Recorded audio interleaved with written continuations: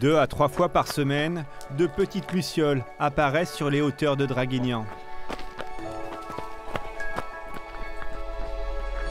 Ces coureurs s'entraînent toute l'année, quel que soit le temps. Courir est devenu une drogue.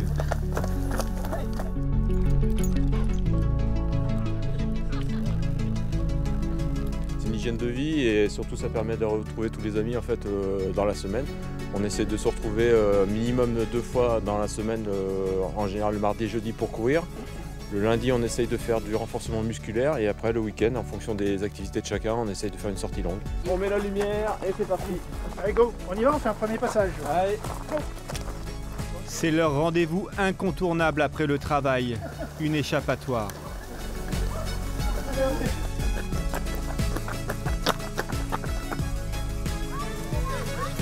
y a des marches, on en profite. Allez, allez. C'est bien à tous. Bravo, bravo à tous. La cohésion, c'est le groupe, c'est quand il y en a un qui a un souci, même pendant les courses, on s'aide beaucoup, on s'entraide beaucoup, on est beaucoup encouragés, on s'encourage, on s'épaule. Quand il y en a un qui a un souci, une blessure, on est toujours là les uns pour les autres. Donc ouais, j'aime beaucoup cet esprit. Allez, on part par là. Allez go. Un groupe d'amis réunis autour d'une même passion, avec l'envie de se dépasser. Chacun le fait à son rythme, mais bon, il y a des courses de 10, de 20, de 30, de 40, de 50, les ultras très connus comme l'UTMB, la Diagonale des Fous et tout, qui nous font tous rêver. Mais ça, c'est peut-être un jour, ou peut-être pas, on verra bien, mais en tout cas, voilà, il y en a pour tous les goûts. C'est parfait, on te donne rendez-vous demain. Allez, super. 18h30. Ok. Ça marche. Jackie et ses amis doivent encore s'entraîner avant de se lancer dans le grand bain. D'autres ont eu une nuit très courte.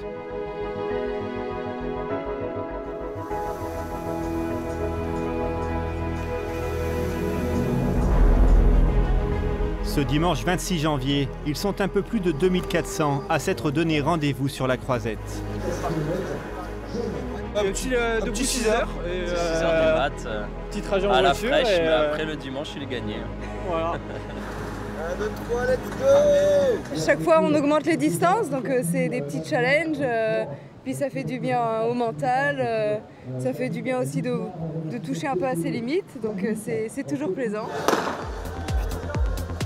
L'engouement pour ces courses est chaque année plus important. À l'Urban Trail de Cannes, le nombre d'inscrits a doublé en 3 ans.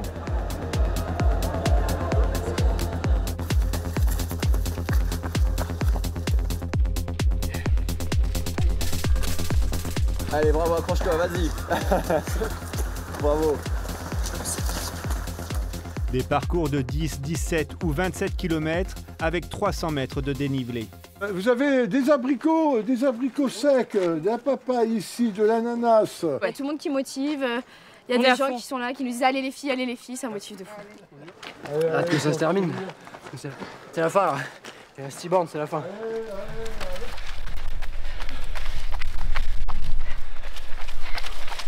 Le souffle court, mais toujours avec le sourire. Le temps d'une photo sur les marches du Palais des Festivals pour immortaliser leur performance. Bravo monsieur, félicitations. Merci bien de course. C'est gentil. Merci à vous. Je suis fière de moi, je me dépasse. J'ai pas vu mon temps encore, mais je suis contente. C'est toujours cool quand on termine une course, ça fait plaisir, c'est l'objectif atteint. Bravo messieurs. Merci. Les courses en fait, quand on regarde, il y a très peu de gagnants sur les courses. C'est toujours. Et en fait, les gens ils courent pas pour gagner la course, ils courent pour se comparer à leur chrono de la fois d'avant. En fait, ils se comparent à ce qu'ils ont fait les fois précédentes. Voilà, s'ils couraient tous pour gagner, on n'aurait personne. Chaque année, plus de 350 courses sont organisées dans la région.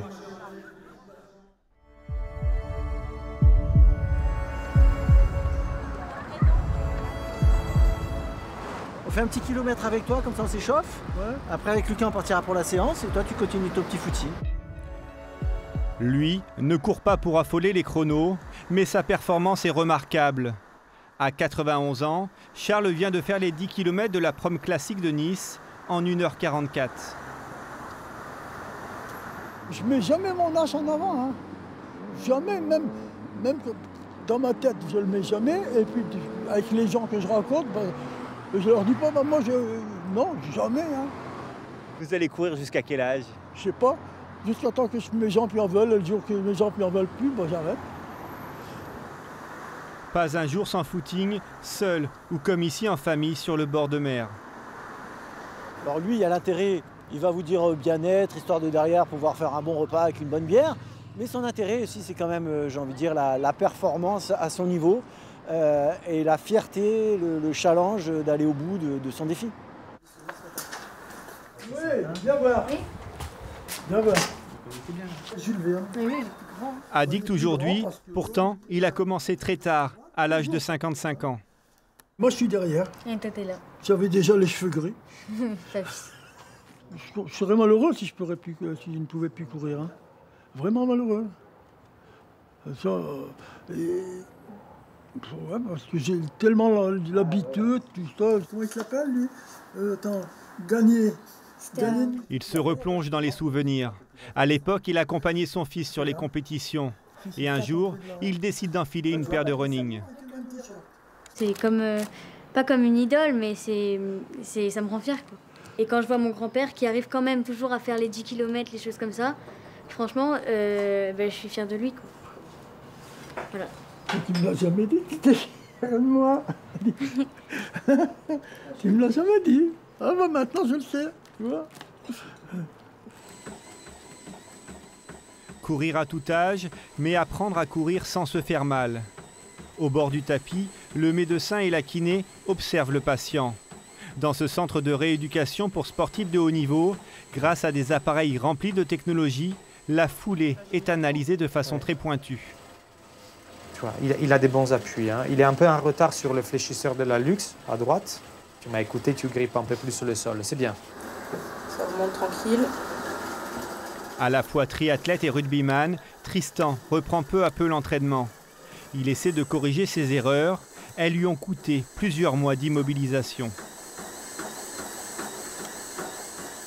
Sur un appui, j'ai senti vraiment que le ligament avait lâché, mais d'un coup. Je pense qu'il était peut-être déjà un peu abîmé auparavant, mais ça a vraiment été sur un moment de course statique avec un changement d'appui pour repartir de l'autre côté. Puis, le genou il est parti d'un côté, moi je suis parti de l'autre et je savais directement qu'il y avait quelque chose qui avait cassé.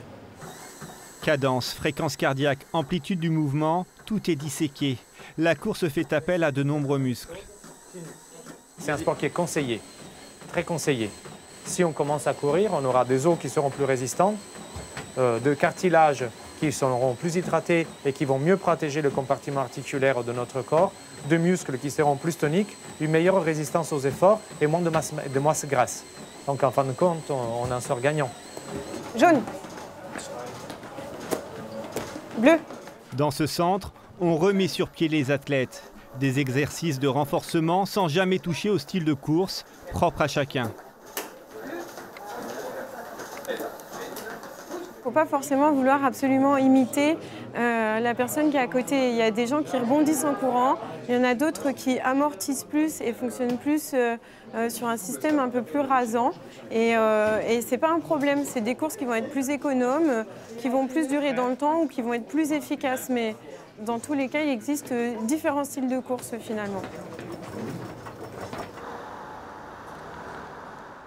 La recherche de la performance passe aujourd'hui par un équipement de haute technologie. Dans ce magasin spécialisé, les ventes ont augmenté de 15% en 2024. Bonjour, alors moi je cherche une paire de chaussures plus pour tout ce qui va être fractionné, Luc Léger, je ne sais pas si vous connaissez, et run mais plus 10-15 km. Et voilà. Essentiellement sur de la route ou terrain souple? C'est ça, tout à fait. Quentin a commencé le running au mois de septembre. Il s'entraîne 3 à 4 fois par semaine et progresse rapidement. Il veut aujourd'hui du matériel dernier cri pour être le meilleur possible. Chacun a ses besoins. Moi, je pense que je vais essayer de passer un cap supérieur dans la course à pied, c'est tout. Voilà. Tu penses aller plus vite avec ça? Avoir une meilleure foulée et puis avoir une meilleure aisance surtout. Après, c'est pas les chaussures qui font le coureur, je pense. mais ça peut jouer. Ce que va chercher maintenant le consommateur, c'est donc la nouvelle technologie avec tout ce qui est une nouvelle mousse, mais surtout les plaques qu'on voit ici en carbone pour avoir vraiment l'effet rebond, une chaussure à très rigide qui va renvoyer la foulée. Ils vont avoir plusieurs paires de chaussures, ce qui n'existait pas il y a 4-5 ans, où on achetait une chaussure pour tout faire. Maintenant, on va avoir plusieurs chaussures dans le dressing, avec des chaussures plutôt pour la vitesse, des chaussures pour du footing, des chaussures pour le jour de la compétition. Les personnes vont vraiment faire l'association entre toutes ces chaussures pour avoir une performance. Quand on regarde le 10 km de Nice début d'année, beaucoup de personnes étaient sous les 30 minutes, ce qui ne se faisait pas il y a encore 5 ans. C'est surtout ça qu'on va avoir. À chacun à son niveau, ça permet d'améliorer les chronos. Ouais. 6 à 10 secondes de moins par kilomètre grâce au matériel. Des chaussures haut de gamme vendues entre 140 et 300 €. Merci, au revoir. Le marché du running, au niveau mondial, devrait atteindre les 63 milliards d'euros d'ici 2030. Des paires de baskets, Catherine en use régulièrement. Cette spécialiste de l'ultra-trail court au minimum 100 km par semaine.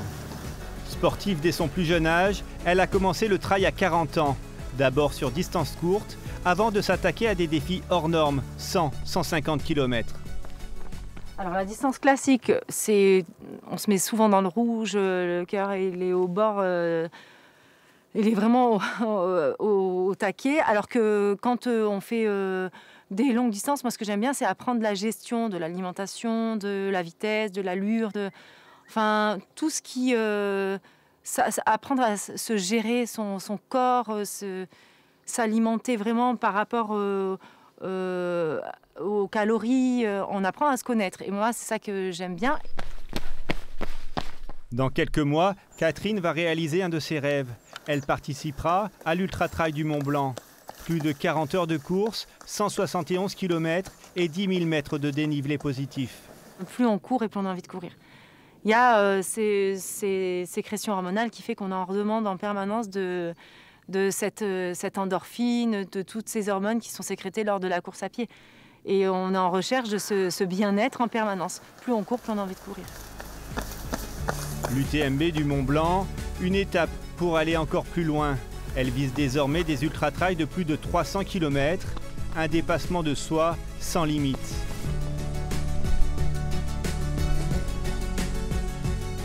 Dans cette course folle, le nombre de pratiquants ne cesse d'augmenter. En 2017, ils étaient 5 millions de Français à chausser les baskets au moins une fois par semaine.